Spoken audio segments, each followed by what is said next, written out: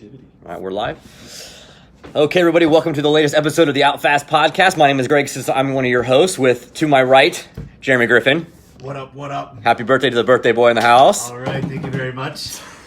To my left, as always, is Jeremy Cloder. Bang, bang. And in front of us, our special guest today is Jason Wojo from Lifeonaire. Thanks for coming in, man. Thanks, dude. I feel like I need an intro too. Like, Yeah, Dude, normally doesn't do that. This isn't fair. Yeah. I'm mad Jeremy didn't do a good one for his birthday. Yeah, I was caught off guard. I apologize. We'll do a better one next week. It's He all only had good. a whole year to think about it. All right, guys. So, Jason, you're in town from St. Louis, right? No, I'm actually from Durham, North Carolina. Oh, you're from Carolina. Yeah. Lifeonaire's in St. Louis, right? Well, it used to be. Used to be. Okay, so I'm going way off Yeah, today. so it's been a journey. So we went to St. Start Louis, from the Wisconsin. Yeah. So way back and then we went to Wisconsin, and now we're in North Carolina. Okay. Yep. Okay. Very cool. So Jason, kind of tell us a little bit about yourself, who you are, what you do. You know, what is Lifeonaire? Everybody, it's been kind of hard for people to like wrap their heads around this idea of what a Lifeonaire is. Yeah. So I know Lifeonaire, totally weird word. People are like, okay, what is this crazy thing? And the easiest way I can explain it is think of like a millionaire, someone who has a lot of money, except a Lifeonaire may or may not have a lot of money, but they have a lot of life. And typically what I see is, in fact, a lot of millionaires, I should say very few millionaires are Lifeonaires, but I know a lot of Lifeonaires that are millionaires. Okay. And so basically what we want people to realize is you can have both the finances, the business, and success in the professional life, but also have a life, because so few people have both. The thing that most entrepreneurs, small business owners, real estate investors in particular, they put business as the destination rather than the vehicle. And what we're trying to do is reprogram people and be like, hey, listen, the whole reason you got into business to begin with is to have freedom. Let's get back to that. Don't let business and finances consume your life. Let's get back to like why you started to begin with, and that's Lifeonaire. Okay. And so, So how did you get started in all of Yeah, this? man, I know you're a former bodybuilder, right? Yes. That's pretty yeah. awesome. Yeah, we It couldn't shows. tell. Yeah, so I actually started as a student in Lifeonaire back in Nice. 09. Like, so I had a full-time job. Realized very, very quickly that this was not for me. Unfortunately, it was after a significant amount of school, and I decided I couldn't work for somebody else. There's something, and I swear I'm just not a punk, but there's something visceral inside of me that I just couldn't work for somebody else, right? Let that glass ceiling be there.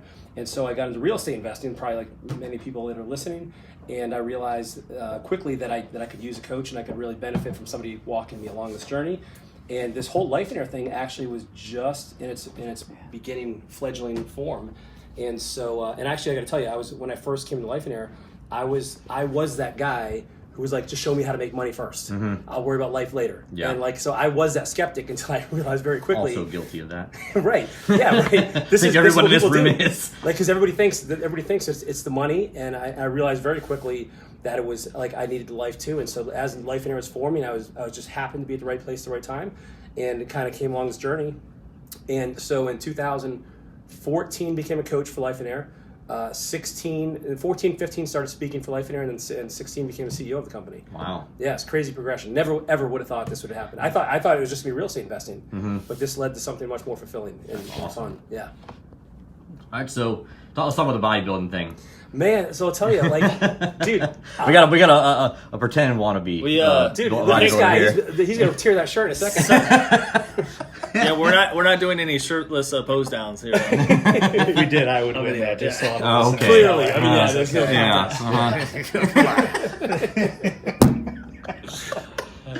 If I put the sunglasses Let's on, get back it's on game track over. here. So back in like 09 and stuff, did you start doing some investing in Lifeonaire, or like? At the same time. Yep. Same Yep. time. So I hadn't even done my first deal yet, and I was Steve Cook, the founder of Lifeonaire, was coaching me, and so he got me through my first deal, which by the way took me 82 offers to get that first. Was that deal. a wholesale? No, it was a flip? rehab. Okay. And I did it the exact opposite way everybody said. Like everybody's like start with something small. I ended up going with a huge gut rehab, but I ended up making 33 grand. And I'm like, okay, so here's my full-time job, which at that point, that was roughly half my year's salary. And I'm like, all right, I'm not the brightest bulb, but I see the potential here. And so I actually ended up quitting my job within 11 months, did 3 deals that first year, made 6 figures, and I'm like, I'm out. What year was that? That was 2010. Okay. Yep. Nice. Yep. Yeah, great time. Yeah, no kidding. Yeah. Came right in as everything had just crashed, and then Okay. I got into it right after everything crashed. Awesome. Yep. Okay. So I think that, it's ingrained into our brain about entrepreneurship. And, it's all this new rage is being an entrepreneur, Yeah. all this stuff, like, and embracing the hustle. Yeah. What are your thoughts on embracing the hustle? Man, I'll tell you, this is going to offend some people. Sure. Well, first of all, I think we could all agree, like, busyness has been, like, kind of glorified. Yeah. Like, it's become like a status symbol, and we wear that around and we're proud. But I think at the heart of it, I think being busy is a sign of a few things. Either one, fear, two, intellectual laziness, a lack of creativity, and just simply a lack of purpose. Like, because if I see people become busy for a number of reasons. One is this is their identity. Like, they're good at it. Listen, you're good at making money, cool. But I see the effects of that and the consequences of putting everything into your business. Or two, like, I have students, right? Listen, So Jeremy must not be very busy over there. On air. And Greg's too busy. So what happens when you run around with your fire? You have no hair, right? I don't know, all the traits that he just listed off are basically me to a T, okay? So, let's keep going with this. We're trying to take this guy to lunch today for his birthday. He's like, I'm running around putting out fires and running errands. I'm like, bro, it's your birthday. I missed my own birthday lunch. But you come addicted to it. Yeah. Like, it really is addicting. Like, and so there's a sense of excitement, and you run around with hair on fire, and you feel important. And sometimes you have other parts of your life where I was talking with a student the other day, and I'm getting her to systemize her business, and she's like finally, and she's moving really slow, and I'm like, what is behind this? And she come to find out, she's like, I don't know what I'm gonna do with my life. Like, what am I gonna do with my time? Like, this is all I know. Like, and there's a real fear there of finding out this other side of her life that she previously hadn't given attention to. Yeah. And so listen, I love Gary Vee and those guys, and Cardone, right? He's another guy who's really 10Xer. hustle. Yeah. Yeah. But I'll tell you, more times than not, those people, when I look at their life, and this is something this is a big paradigm shift for me. I'm not impressed anymore when somebody makes a lot of money.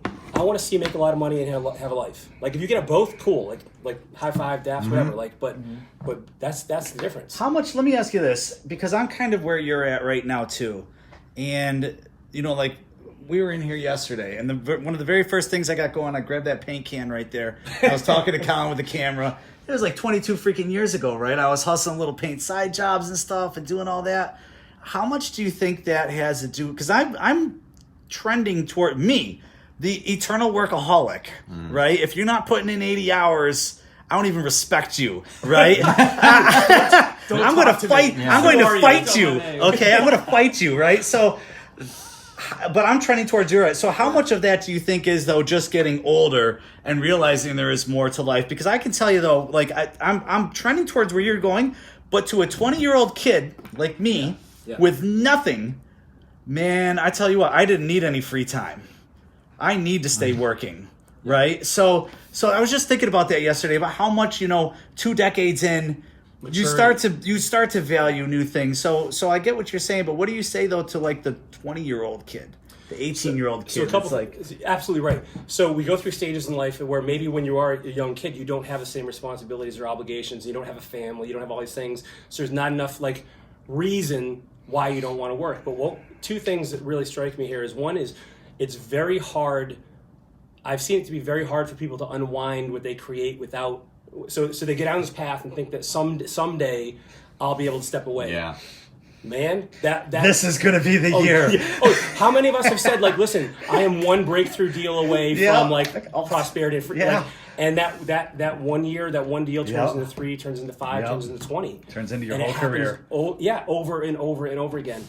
Actually, the student I just mentioned, she's single, right? And she's like, she really wants more than anything to be in a relationship, but right now she can use it as an excuse, like subconsciously, I'm too busy for somebody. Like, no, who's going to date me because I'm so busy? So this is another way that fear is holding her back, because, like, listen, if she's single now, if she's single and has free time, now she has to face the reality of, like, man, maybe I'm not as desirable as I want, or whatever it is. But the other thing I'd say is that sometimes I get it. I had to learn on my own. Like, I've gotten better at this. I have gotten better. But I've had to learn on my own this problem. And so, like, I had to realize, like, okay, here's one huge thing is, like, because oftentimes along with the busyness thing is the correlative belief that, like, it's about the money, and if I have the money, I'll be good. Once you actually make the money and realize freaking still unhappy, like then that's a very, very bad place to be in. Because you can lie when you we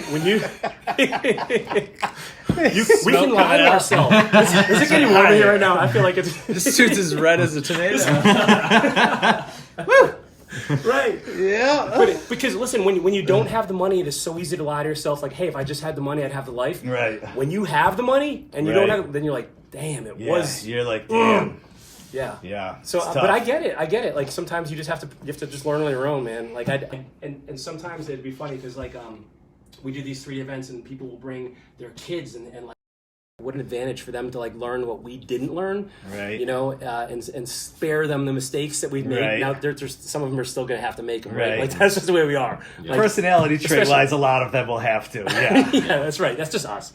But like, if you can save somebody from that, like, I think it's worth, you know. All right, so I'm going to cut it right here, guys. If you found this informative so far and interesting, if you resonate with what Jason's been talking about, he's going to be live tonight at the Godfrey Hotel at the TB Rita main meeting. Our meeting starts at 6:30. We go till 9 o'clock on the dot, and you know he's gonna bring the house, man. I can't wait for your presentation night. So 6:30 to 9 o'clock, Godfrey Hotel. Make sure you're there.